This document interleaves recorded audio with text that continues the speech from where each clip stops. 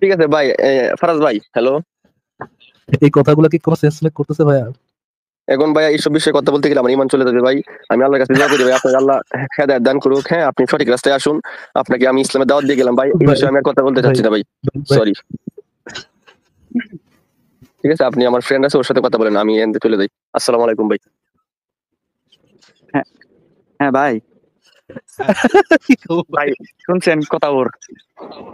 আমি ভাই হারে বলছি কি যে তুই যদি যেটা খারাপ এটা না মানুষ, তুই বালাডাই মানুষ, তাহলে তো তোর ইমান এনই নাই গা। কারণ হ্যাঁ তো কি বলছি ভাই তো হাদিসে মানতাছে না, হ্যাঁ what অর্ধেক just মানতাছে happened? আর অর্ধেক পালাইতাছে, তাহলে কি ভাই এটা ইমান থাকবো হ্যাঁ বলেন? না ভাই ইমান হইতে হলে তো তাহলে ভালো খারাপ যাচাই করার ওয়ে নাই, তাহলে তো সবগুলা শুনলাম আর মানলাম, মানলাম আর শুনলাম, এই পদ্ধতিতে তারা মানে গ্রহণ করতে হবে। যাচাই বাছাই এই যে করার কোনো ওয়ে তো নেই। মোহাম্মদ যদি বলে যে এই যে আমি হাঁকছি না খায় তাড়াতাড়ি আগু খা, তো শুনবেন আর মানবেন যে আগু খাবেন। এটা ভালো না খারাপ এগুলো দেখার ভাই আমার ফ্রেন্ড হ্যাঁ খাইতেছে না, মানে এটা ভালো না, এটা খাইতো না, মানে যেটা ভালো বাচ্চা বাচ্চা যেটা ভালো খালি এটাই করতেছে। বিবেক দিছে যে তুই হাদিস না মানলে তো তুই মুসলমানই থাকতে না। ভাই, আচ্ছা আচ্ছা, এটা ওনারা বিবেক জিজ্ঞেস পালন ওনারা করতেছে। জিজ্ঞেস করেন ভাই, ওনারা জিজ্ঞেস করেন যে বিবেক দিয়ে ইসলামের বিরোধিতা করার অনুমতি দিছে নাকি? দিছে ইসলামের হালাল, ইসলামের যেটা, অবশ্যই আছে আচ্ছা ওনাকে ভাই, আরেকটু দেন, চিন্তা মনির করে নাই, মনির মনির ভাইকে অবশ্যই আছে। আরেকটু দেন। ইসলামের বিরোধিতা করাম এমন কিছু ইসলামে নাই। ইসলামে যা আছে বাহ, শান্তির বাহ, জন্য, মনির মানবতা ভাইকে লালনের একটু জন্য। দেন তাহলে। ভাই ভাই বিবেক দিয়ে মনির যে ভাই, ইসলামের ভাই বিবেক দিয়ে যে ইসলামের বিরোধিতা করবো, ঠিক আছে, এরকম কিছু আমার চোখে পড়ে নাই। ঠিক আছে, ইসলামে যা দিছে সব আচ্ছা, মানুষের কল্যাণের জন্য। শিশুর সাথে যৌন সঙ্গম করা কি মানবতার জন্য উপকারী কোনো একটা বিষয়? মানে মানে শিশু স্বার্থে কেমনে এটা ভাই বুঝি নাই। আমি আপনাকে জিজ্ঞেস করতেছি আছে কি না, ওইটা আমরা পরে আলোচনা করবো, বাট আপনার প্রথমে আপনার অপিনিয়নটা একটু জানতে চাচ্ছি যে শিশুর সাথে যৌন সঙ্গম করাটা, হ্যাঁ, নাবালেগ শিশু যার এখনো কি হয়নি, পিরিয়ড শুরু হয়নি, মাসিক শুরু হয়নি, পিরিয়ড কি জিনিস সেটা তো বুঝেন নাকি? জি। নাবালেগ শিশু যার এখনো পিরিয়ড শুরু হয়নি তার সাথে যৌন সঙ্গম করা, এটা কি মানবতার জন্য উপকারী বিষয় নাকি অপকারী বিষয়? অপকার ভিডিও ভিতরে কেমনে অপকার হইব? মেয়ে যদি সম্মতি থাকে, হ্যাঁ, মেয়ে যদি খুশি থাকে এবং পুরুষ যদি খুশি থাকে, তাহলে এর সমস্যা কি? আচ্ছা, আপনার বয়স কত মনির ভাই, আপনার বয়স কত? 32। 32 না 22? জি, 32। 22, না ভাই 22, 32, আচ্ছা 32। 22, 32, 32। আচ্ছা 32 বলছে, আচ্ছা 32। আপনার কি কোনো আপনার তো ভাগ্নি টাগ্নি থাকার কথা তাই না, যে ছোট ভাগ্নি যার এখনো হ্যাঁ, মানে হ্যাঁ। 5-6 বছরের কম ভাগ্নি টাগ্নি আছে তাই না? আচ্ছা, আমার তাকে ভাই যদি কিন্তু কোনো একজন, যুক্তি মানে উদাহরণ না দেন, মানে আমার গায়ে মানে ভিতরে না লাগে। না আপনি একটু নেন, এটা নিলে একটু মাথাটা কাজ করবে, তখন একটু একটু লাগা যেহেতু দরকার ভিতরে আছে লাগবে ভাই, তখন একটু লাগা দরকার একটু আছে। লাগালাগি ওদের কথা যখন চিন্তা আসবে তখন হচ্ছে আপনার টনকটা নড়বে, তখন আর কি ভালোভাবে চিন্তা করতে পারবেন। যাদের এখনো পিরিয়ড শুরু হয়নি, হুম, এরকম ধরেন 7-8 বছরের মেয়ে, তাকে যদি তাকে যদি বিয়ে করতে চায় আপনার এলাকার কোন একজন আলেম, আপনি কি তাকে বিয়ে দিবেন? না, যদি যদি সম্ভব হয় অবশ্যই দিব, কেন দিব না? তোর বিবেকে কি যারা বাস এখনো নাই? না, পিরিয়ড হয়নি তাকে, তোর বিবেকে বাস একটু এই নাবালিক বলতে আপনি কত বছর বোঝাচ্ছেন, মানে কত? 6 বছর না কইলো নাবালেগ নাবালেগ বলতে আমি আবার ভালো মতো শুনেন, নাবালেগ বলতে আমি বুঝাচ্ছি যার এখনো ঋতুচক্র শুরু হয়নি, যার এখনো পিরিয়ড শুরু হয়নি। এখন কি বুঝতে পেরেছেন নাবালেগ বলতে আমি কি বুঝাচ্ছি? আচ্ছা, আমি দিতাম না, ঠিক আছে, আমি এই জায়গা থেকে দিতেন আমি না দিতাম না, কিন্তু কেন? আপনি এটা দ্বারা কি কেন কি- দিতেন? কেন দিতেন না ভাইয়া? সেই বয়স্ক মানে প্রাপ্তবয়স্ক হোক তারপর দিব। আচ্ছা, মানে অপ্রাপ্তবয়স্ক বাচ্চাদেরকে আপনি যৌন সঙ্গমের জন্য কারোর সাথে বিয়ে আপনি দিতেন না, এটা যেটা কেন ভাই, দিতেন না? মাঝখানে কেন এই যেটা জিনিসটা? ফারাজ ভাই মাঝখানে আমার একটা প্রশ্ন ছিল। 100% আছে ভাই। সাগর সাহেবের বন্ধু ভাই, আপনাকে একটা কথা জিজ্ঞেস করি। আপনার মনির আছে ভাই। মনির ভাই, আপনি কি কোনো বাচ্চাকে একদম ছোট বাচ্চা তাকে ছোটবেলা বড় করছেন বা কোলে নিচ্ছেন, কোলে নিয়ে বড় করছেন? সেটা হইতে পারে আপনার ছোট ভাই হইতে পারে বা জি ভাগ্নি অবশ্যই, হইতে অসংখ্য, পারে। অনেকজন অনেক। এরকম অনেক আছে। তো জি তো অনেক আছে। ছোট বাচ্চারা তো মাঝে মধ্যে মনে করেন মোমবাতিতে আগুন দেখলে ধরতে চায়। দেখছেন না? জি। ওই আগুনটা তো সে ধরতে তো চাইতেছে। এখন তাকে কি ধরতে দেওয়াটা উচিত হবে আপনার? নাকি আপনি বুঝবেন যে ও তো এখনো বাচ্চা। এই কারণে এটার যে বিপদ, এটা ধরলে যে একটা বিপদ বা এটা ধরলে যে একটা মারাত্মক ক্ষতি হইতে পারে বাচ্চাটার, এই জিনিসটা ওর বোঝার ক্ষমতা এখনো তৈরি হয় নাই। এই কারণে সে এটা ধরতে চাইতেছে।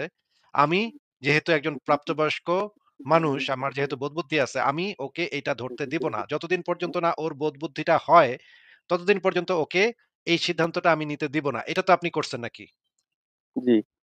ওকে আগুনটা ধরতে দেন নাই কেন? ও তো রাজি খুশি হইছে, ধরতে চাইতেছে। দেন নাই কেন ভাই? অসুবিধা কি? ও আমি বলি এটা যে আপনি যে উদাহরণটা দিলেন ঠিক আছে, ও যখন ছোট যখন অবুঝ তখন তো কিছু বুঝে না, তখন ওর ওর যে আবেগের কারণে যে মোমবাতির আগুনটা ধরতে গেছে তখন তো ও জানতো না ওইটার মধ্যে ধরলে যে ব্যথা পাবে বা হ্যাঁ, ও সেটাই এখানে। তো। কিন্তু রাজি খুশি তো আছে, রাজি খুশি তো আছে, তাই না? শুনেন রাজি হয়ে আচ্ছা, খুশি আমি হয়ে সে বলতেছি ধরতে যাইতেছে আগুনটা। আপনার কথা আমি বলতেছি, শুনেন আপনার কথাটা আমি বলতেছি, এখন ও যখন আগুনটার মধ্যে ধরবে হাতটা যখন আগুনে দিবে তারপর তো ঠিকই অনুভব করতে পারবে যে আমিও এটা তো ভালো আমিও নয়। তো সেটাই বলতেছি ভাই। আমিও তো সেটাই বলছি। আপনি আমার কথাই আবারও রিপিট করতেছেন কেন? আপনাকে আমি যেটা জিজ্ঞেস করছি সেইটুকের উত্তর দেন। সে তো রাজি খুশি আছে। বা ধরেন ছাদের উপরে উঠছে। ছাদের উপরে উঠে সে নিচেতে লাফ দিতে চাইতেছে। ও ভাবছে যে পাখির মতো সে উঠতে পারবে। সে সুন্দর একটা লাফ দেওয়ানোর চেষ্টা করছে। মনে করেন ৫ বছরের বাচ্চা, সে পাখি দেইখা তার কাছে মনে হইছে আমিও তো পাখির মতো উঠতে পারি। আমি একটা লাফ দেই ছাদ থেকে।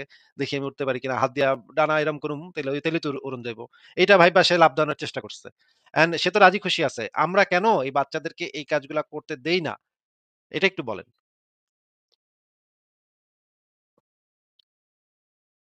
এখন আপনি এটা প্রশ্নটা দিয়ে হচ্ছে কি বুঝাচ্ছেন? বাচ্চারা রাজি। জি বুঝছি, আমি বুঝছি, প্রশ্নটা এখন আপনি এটা দিয়ে কি প্রশ্নটা হচ্ছে এটা কি বলেন। বোঝাতে চাচ্ছে ওটা নিয়ে তো আলোচনা করবো ভাই, এত অধৈর্য হয় না। প্রশ্নটা হচ্ছে বাচ্চারা রাজি খুশি থাকলেও আমরা বাচ্চাদেরকে অনেক কাজ থেকে বিরত কেন রাখি, এটা হচ্ছে প্রশ্ন। বলেন ভাই যেটা বা কেন যে আমরা রাখি? বাচ্চার বা ধরেন আমি বা ধরেন আপনি ভোট দিতে গেছেন, হ্যাঁ? এখন বাচ্চা ভোট দিতে চায়। বা ভাইয়া আমি ভোট দিব, মামা আমি ভোট দিব, আমিও ভোট দিতে চাই। কিন্তু ভোট দেওয়ার একটা নির্দিষ্ট বয়স আছে। সরকার সেটা নির্ধারণ করে দিছে। ১৮ বছর না হওয়া পর্যন্ত যেহেতু মানুষের সেই জ্ঞান বুদ্ধি, বিবেক বুদ্ধি, যুক্তি বুদ্ধি এখনো কাজ করতেছে না। সে এই সিদ্ধান্তটা নেয়ার মতো, বা ধরেন আপনি ড্রাইভিং লাইসেন্স করাইবেন। আপনার মানে ভাইগনা ৮ বছর বয়স। সে কইতেছে আমিও ট্রাক চালাবো। ট্রাক তুমি এখনো চালাইতে পারবা না। কারণ তোমার এখনো সেই বোধ বুদ্ধিটুকু হয় নাই। তোমার বয়স এখনো কম। তুমি এখন ট্রাক চালাইতে যাইতে পারবা না। তোমাকে সেই লাইসেন্সই দেয়া হবে না। কারণ তোমার এখনো বয়সই এটার হয় নাই। এই কারণে ১৮ বছর নির্ধারণ করা হয়েছে ড্রাইভিং লাইসেন্সের জন্য, ভোট দেওয়ার জন্য এবং অন্যান্য অনেক কাজের জন্য একটা নির্দিষ্ট বয়স নির্ধারণ করে দেওয়া হয়েছে। সেই বয়সের আগে সে যদি ইচ্ছাও করে, রাজিও থাকে, আমরা সেই কাজগুলা তাদেরকে করতে দেই না। কারণ আমরা জানি যে এটা হচ্ছে একটা অপ্রাপ্ত বয়স্ক, যেহেতু সে ম্যাচিউরড না, প্রাপ্তবয়স্ক হয়নি, এখনো বোধ-বুদ্ধি পাকে নাই। আমরা গ্রামের ভাষায় বলি পাকে নাই এখনো। এই না পাকার কারণে তাদেরকে সেই কাজগুলা করতে দেই না। যেগুলাতে তার এবং অন্যদের বিপদের আশঙ্কা হইতে পারে। এই সমস্ত কাজ আমরা সেই সমস্ত অপ্রাপ্ত বয়স্কদেরকে করতে দেই না। তাই না ভাই? জি মনে করেন একটা মানে মানে এরকম তো অনেক উদাহরণ আমি দেখাতে পারবো যে এই কাজগুলো আমরা ছোটদেরকে করতে দেই না। কারণ হচ্ছে ছোটরা, সে মনে করেন একলা মানে চিটাগাং যেতে চাচ্ছে। হ্যাঁ? চিটাগাং ঘুরে আসবে সে। তার বন্ধু-বান্ধবের সাথে সে চিটাগাং ঘুরতে যাবে। বা তার বয়স হলো ৭ বছর। ৭ বছর বয়স তুমি চিটাগাং ঘুরতে যাবা একলা বন্ধু-বান্ধব নিয়া। এটা কেমন কথা? এটা তো আমি হইতে দিব না। আমরা তখন বাবা-মা হিসেবে বা বড় ভাই হিসেবে বা আ গার্ডিয়ান হিসেবে আমরা বলি যে, "না, তোমার তো এখনো বয়সই হয়নি। তুমি কি বুঝো এখন? তোমার মাথায় এই বুদ্ধি আইলো কেমনে?" সে তো রাজি খুশি হইলেও আমরা তাদেরকে ঘুরতে যাইতে দিব না, তাই না? যাইতে দিতে পারি না নাকি? মনির ভাই? জি আপনি তো ভাই একই কথা বারবার বলতেছেন, আমি তো বিষয়টা এই বুঝছি এই আপনি এই কোনটা। কাজগুলা এই কাজগুলা যে আমরা করতে দেই না, কারণ এই কাজগুলাতে তাদের কিছু বিপদের আশঙ্কা আছে। তাদের এখনো সেই বুদ্ধিটুকু তৈরি হয় নাই। যেই তাহলে আসিফ বুদ্ধিটা ভাই দিয়ে সে মানে এই পজিশনে আমরা পৌঁছাইলাম যে অপ্রাপ্তবয়স্ক বাচ্চাদেরকে বিয়ে করতে দেওয়া অবশ্যই মানবতার সপক্ষের কোনো কাজ না, মানবিক কোনো কাজ হইতে পারে না। এই পজিশনে তো আমরা তিনজনে একসাথে পৌঁছাইলাম নাকি মনির ভাইয়া? জি আচ্ছা, এই আসিফ ভাই যে কথাটা বললো যে বাংলাদেশ সরকার আইন নির্ধারিত করে দিছে যে 18 বছরের নিচে ওটা মেয়েকে বিয়ে দেওয়া যাবে না। ওটা বর্তমানে বাদ দেন, একটু অ্যাসেট রাখেন। আমরা না উনি তো আলোচনাটা আরো বললো এই কথাটা, উনি তো বাদ দিব কেন, উনি তো এই কথাটা বললো নাই মাত্র। আমরা আলোচনাটা আরেকটু সংক্ষেপ করি। অপ্রাপ্তবয়স্ক বাচ্চা যাদের এখনো ঋতুচক্র শুরু হয়নি তাদেরকে বিয়ে করা এটা তো একটা অমানবিক কাজ। তাদের সাথে যৌন সঙ্গম করা এটা একটা অমানবিক কাজ। এই জিনিসটা তো আমরা একমত হইছি নাকি? আমরা তিনজন তো এই জিনিসটাতে একমত হয়েছি, তাই না? না একমত হয়ে যায় কেন, মনির একটা ভাই কিন্তু আছে ভাই, আমার একটা কিন্তু আছে। বলেন, বলেন, আমার বলেন কি চিন্তাটা কিন্তু হচ্ছে যে আছে? আসিফ ভাই যে কথাটা বললো যে বাংলাদেশ সরকার এই নিয়ম করে দিচ্ছে 18 বছরের নিচে মেয়েকে বিয়ে দেওয়া যাবে না। এই আইনটা কি 1400 বছর আগে ছিল? ওটা এখন আলোচনার বিষয় না। হ্যাঁ, ওটা তো 14 না না বছর আগে তাহলে ছিল। তো মিললো না আ ভাই, তাহলে তো কথা মিলতেছে না। আমি 18 বছরের কথা বলতেছি না রে বুদ্ধিমান ভাইয়া, 18 বছরের কথা বলতেছি না। আমি আরো অনেক ছোট কথা বলতেছি। যাদের এখনো ঋতুচক্র শুরু হয় নাই। মানে ৭-৮ বছরের মেয়েদের কথা বলতেছি। বুঝা গেছে? জি ৭-৮ বছরের মেয়ে যাদের এখনো ঋতুচক্র শুরু হয় না তাদের কথা বলছি। আচ্ছা, এদের সাথে বিয়ে করা এবং যৌনসঙ্গম করা এটা তো খারাপ জিনিস, এটা তো আমরা একমত হইলাম নাকি? হয়েছি? হ্যাঁ ধরেন, হ্যাঁ হ্যাঁ, এখন বর্তমান দেখতে আচ্ছা, গেলে খারাপ বুঝলাম, হ্যাঁ পরে। আচ্ছা। আ ১৪০০ বছর আগে কি এটা ভালো ছিল? মুহাম্মদের সময় কি এটা ভালো কাজ ছিল? অপ্রাপ্তবয়স্ক বাচ্চার সাথে যৌনসঙ্গম করা? এখন যেমন আইন তখন কি এমন আইন ছিল? আইন না থাকলে কি এটা ভালো কাজ? তখন তো স্লেভারির এগেইনস্টে আইন ছিল না, মানে দাস-দাসী ভাই রাখার ক্ষেত্রে তখন আইন ছিল না। ভাই সেটা কি ভালো? তখন সমাজ ব্যবস্থা, তখন রাস্তাঘাট, তখন মানে পরিবেশ কেমন ছিল এটা আপনি কিভাবে এখন বলতে পারবেন? আপনি 1400 বছর পরে জন্ম নিয়া। ধরেন ধরেন 1400 বছর আগে আপনি আমি এমন জায়গায় থাকি যেখানে কোনো আইন কানুন নাই। আইন কানুন যেহেতু নাই তেমন, সেহেতু আমি একটা কাজ করলাম, আপনারা মেরে ফেললাম। মেরে ফেলে আপনার ঘরের যত সম্পত্তি আছে এটা লুট করে নিয়ে গেলাম। যেহেতু আইন নাই সেহেতু এই কাজটা কি ভালো কাজ হয়ে যাবে? আমি আইনগত বৈধ কাজের কথা বলছি না, ভালো মন্দ কাজের কথা বলছি। এটা কি তখন ভালো কাজ হয়ে যাবে? আমি একটা উদাহরণ দিয়ে জিজ্ঞেস করি। মনির ভাই, মনে করেন আপনি আর আমি মঙ্গল গ্রহে মানে রকেটে করে গেলাম, হ্যাঁ? রকেটে করে গিয়া আপনার ওইখানে আমি জবাই করলাম। মঙ্গল গ্রহে তো আর এরকম আইন নাই যে এখানে মানে জবাই করলে ফাঁসি হইব বা শাস্তি হইব, এরকম তো কোনো আইন মঙ্গল গ্রহে নাই। তাহলে এই কাজটা কি ভালো কাজ হবে নাকি খারাপ কাজ হবে? মনির ভাই আনমিউট করে কথা বলেন, আনমিউট করে বলেন, উত্তরটা দেন। জি ভাই, আরেকবার বলুন প্লিজ। মনে করেন আপনি আর আমি মঙ্গল গ্রহে রকেটে করে গেলাম। মঙ্গল জি, গ্রহে, হ্যাঁ? জি। গিয়া ওইখানে তো যেহেতু আইন-টাইন কিছুই নাই, মঙ্গল গ্রহে তো আইন নাই ভাই কোনো। এমন না। তো কোনো, ওগুলো তো পৃথিবীর আইন। মঙ্গল গ্রহে তো আর এখনো পর্যন্ত মানুষই অ নাই, আইন থাকবে কই থেকে? ওইখানে গিয়ে আমি আপনারে গড় করে জবাই করলাম। ঠিক আছে? জবাই করে আমি আইসা পড়লাম। ওই কাজটা কি ভালো কাজ হইলো নাকি খারাপ কাজ হইলো? অবশ্যই খারাপ কাজ। আচ্ছা, এটা তো খারাপ কাজ, হ্যাঁ। তারপর? কেন ভাই? এখানে তো আইন নাই তো। আইনে তো বলা নাই যে মঙ্গল গ্রহে জবাই করা যাবে না। তার এরকম তো মানে কোনো আইন তার মঙ্গল মানে গ্রহে এটা নাই। কি বলা যায় ভাই, আইন না থাকলেও আইনগত বৈধ কাজ অবৈধ কাজ একটা জিনিস, আর ভালো কাজ মন্দ কাজ এটা আলাদা জিনিস। এই জিনিসটা কি বোঝা আচ্ছা, গেছে? আচ্ছা। তাহলে ভাই ভাই আমি একটা কথা বলি। প্লিজ, প্লিজ ভাই, একটা কথা বলি। আমি থামাই তো হচ্ছে নাই। যে, হ্যাঁ? বলেন বলেন। জি, আমি বলতেছিলাম যে আপনি যে আসিফ ভাই যে উদাহরণটা দিল মঙ্গল গ্রহে নিয়ে যদি আমাকে জবাই করে, এটা কি ভালো কাজ হলো নাকি খারাপ কাজ হলো? এখন আপনার কাছে যদি এটা মনে হয় ভালো কাজ, যেমন আমার কাছে যদি মনে হয় যে আমাকে জবাই করা আমার জন্য ভালো, তখন যেটা ভালোই হবে, তাই না? এটা তো খারাপ হবে না। কারণ হচ্ছে যে পৃথিবীতে এখনো এমন জাতি আছে যে না, মানুষের মাংস, শুনেন ভালো-মন্দ তো ভাই। ভাই না, আপনি ভুল বলতেছেন তো। ভুল বললে তো আপনি কিভাবে বলবেন? ভালো-মন্দ তো পারসেপশন এর উপরে নির্ভর করে না। আপনার ব্যক্তিগতভাবে কোনটা ভালো লাগে, কোনটা মন্দ লাগে, ভালো-মন্দ তো এটার উপরে নির্ভর করে না। ভালো-মন্দ নির্ভর করে সেই কাজটা আসলেই সত্যিকার অর্থে ভালো নাকি মন্দ সেটা আমরা যাচাই করি এইভাবে। একই ঘটনা যদি তার সাথেও ঘটতো তাহলে কি তার ভালো লাগতো? মনে করেন আপনার টাকা চুরি গেছে। মনির ভাই, ঠিক আছে? আপনি মাস শেষে বেতন পাইছেন ৳১০,০০০। ৳১০,০০০ একজন চোরে চুরি করে নিয়ে গেছে। এখন আপনার পুরা মাস এখন আপনার কষ্ট করে থাকতে হবে। এই কাজটা চোরের জন্য ভালো, আপনার জন্য খারাপ। কিন্তু ভালো-মন্দ আমরা এইভাবে নির্ধারণ করি না। ভালো-মন্দ আমরা নির্ধারণ করি এইভাবে যে, একই কাজ যদি চোরটার সাথে ঘটতো, আপনি যদি চোরটার সাথে একই কাজটা করতেন, চোরের কি তখন জিনিসটা ভালো লাগতো? নাকি চোরের তখন মন্দ লাগতো? অবশ্যই চোরের তখন জিনিসটা মন্দ লাগতো। কারণ তার টাকা নষ্ট, তার টাকা গেছে, তার টাকা সে লস খাইছে, তাই না? এইভাবে ২ জনের সাপেক্ষেই আমরা পাল্টায় দেখব যে এর জন্য যদি ভালো হয় তাহলে এর জন্য কেমন, ওর জন্য যদি ভালো হয় তাহলে ওর জন্য কেমন। তখন আমরা একটা অবজেক্টিভ ভিউ পাবো যে এটা সকলের জন্য ভালো নাকি সকলের জন্য মন্দ।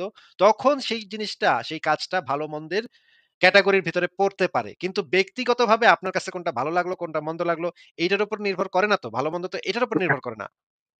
তখন যেহেতু আইন ছিল না, তখন তো আমার ব্যক্তিগতের উপরে নির্ভর করে ভাই। কে বলছে আপনাকে? এটা তখন তো তো আর কেউ ছিল না ভাই। আপনি যে এই উদাহরণটা দিলেন। ঘটনাটা এই ঘটনাটা এইজন্যই তো আমরা পাল্টায়া, উল্টায়া আমরা যদি দেই, মনে করেন মুহাম্মদের মেয়ে ফাতেমারে যদি কেউ ৬ বছর বয়সে বিয়ে করে ৯ বছর বয়সে সঙ্গম করতে চাইতো, মুহাম্মদ কি তাতে রাজি হইতো? মুহাম্মদ তাতে রাজি হইতো না ভাই। এমনকি মুহাম্মদ রাজি হয়ও নাই। মুহাম্মদের কাছে আবু বকর আইছিল বিয়া করতে। মুহাম্মদ, তোমার মায়েরারে আমার কাছে বিয়া দাও। আমি তোমার মায়াটারে বিয়া করতে চাই। ফাতেমার বয়স কিন্তু তখন ১৪ বছর। এত ছোট কিন্তু না। মোহাম্মদ তখন কি বলছে জানেন?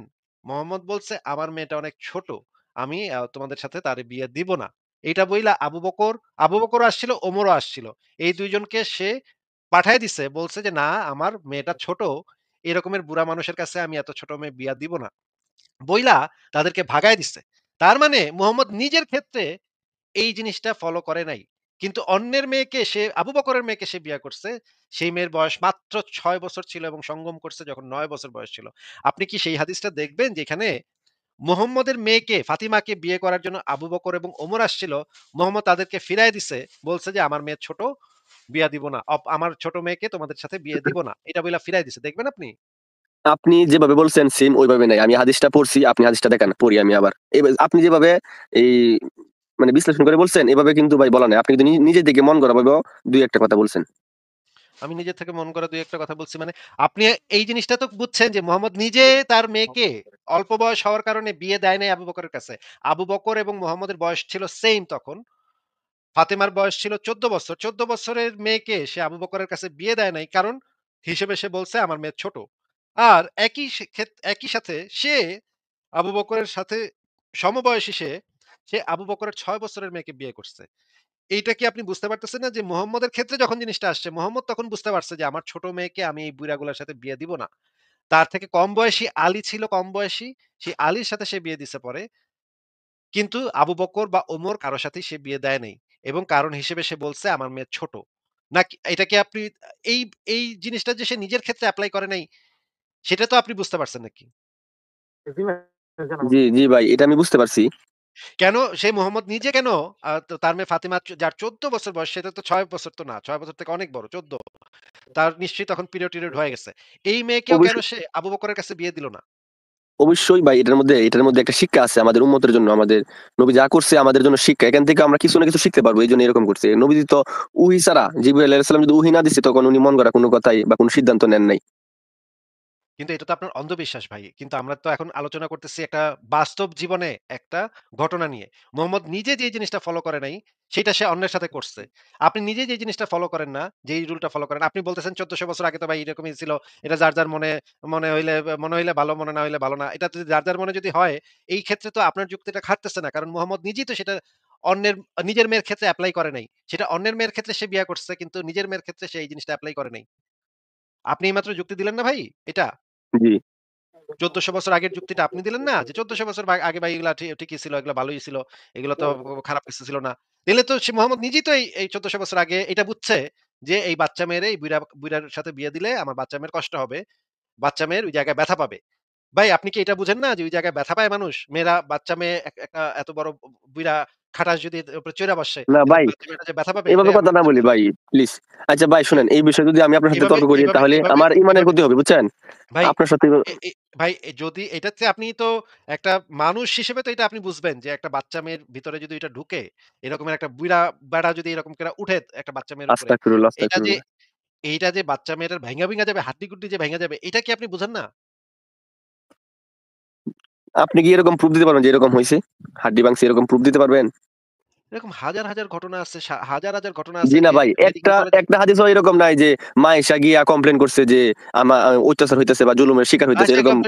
আইসা কমপ্লেইন করব কেমনে? আমাদের তাইলে আপনি দেশে নিজে কিভাবে বলতেছেন আরে যে ভাই, এটা তো কমপ্লেইন করার তো কোন স্কোপই নাই। ইসলামে তো এরকমের কোন কমপ্লেইন করার স্কোপই নাই। তাহলে তো জবাই করে ফেলাইবো। আপনার নবী তো নির্দেশ দিয়া গেছে, কেউ যদি নবীর একটা জামার বুতামেরও যদি সমালোচনা করে, জামার বুতামটা ময়লা ছিল, তাহলে জবাই করে ফেলতে হবে। এই ডরে কেমনে কইবো? ভাই বাংলাদেশে যখন একটা ত্রাসের রাজত্ব কায়েম হয়, তখন তার বিরুদ্ধে কেউ কিছু বলতে পারে? শেখ হাসিনার বিরুদ্ধে এর আগে কেউ কইতে পারছে কিছু? ধইরা নিয়া ছাত্রলীগ ধইরা নিয়া ফাড়ায় ফালাইতো। পুলিশ নিয়া গুম করে দিত। লাশ পর্যন্ত গুম হয়ে যেত। যখন এরকম ত্রাসের রাজত্ব কায়েম করে কেউ, তখন কি কেউ তার বিরুদ্ধে কিছু কইতে পারে? তাইলে তাহলে আপনি কি বলতে চাচ্ছেন যে মানে মা ইশা রাদিয়াল্লাহু আনহু মানে এরকম সুযোগ পায় নাই বা ভয়ে বলতে পারে নাই, এরকম অভিযোগ করতে পারে নাই?